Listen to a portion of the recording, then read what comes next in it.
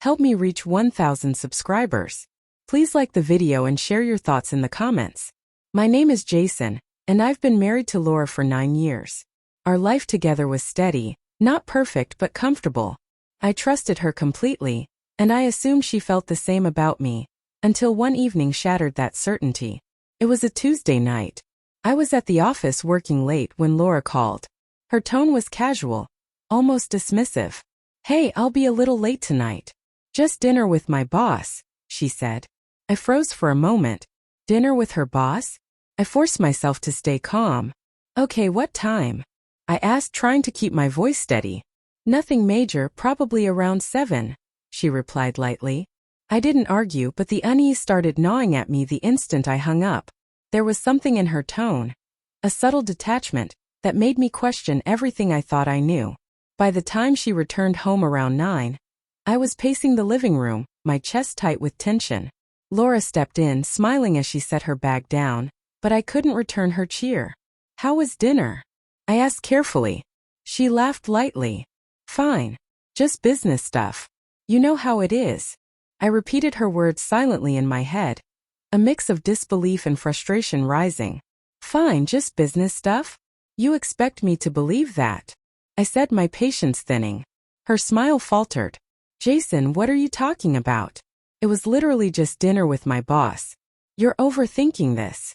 Something inside me broke then. After months of subtle distance, half-truths, and small lies I'd let slide, I realized I couldn't ignore the warning signs anymore. "Then this is divorce," I said calmly but firmly. Her eyes widened in shock. "What? Jason, are you serious?" I nodded. "Yes. I can't stay in a marriage where I feel constantly lied to and taken for granted. If our vows mean so little to you, I don't see a future for us." The room fell silent.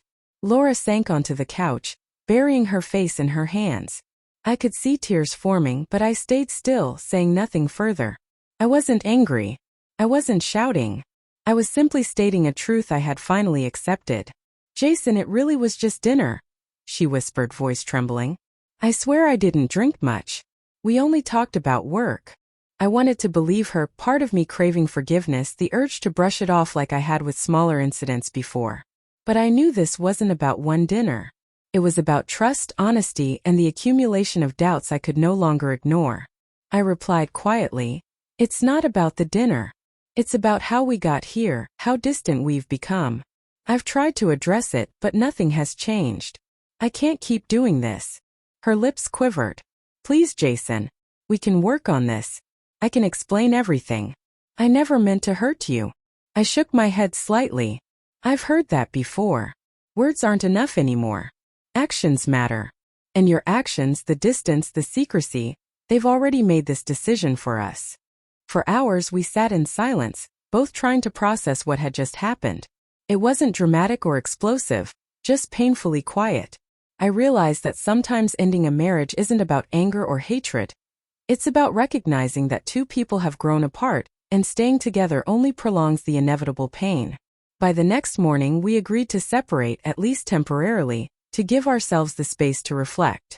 It was the hardest decision I'd ever made, but also the most necessary. I felt heartbreak, guilt, and sadness all at once, but also a strange clarity. The dinner hadn't caused this. It had merely revealed the cracks that had been there for months. Trust, once broken, is incredibly difficult to rebuild. And love alone isn't always enough to sustain a marriage. That night, lying in bed alone, I felt the weight of my choice, but also a flicker of hope. Divorce wasn't a failure. It was an acknowledgement of reality.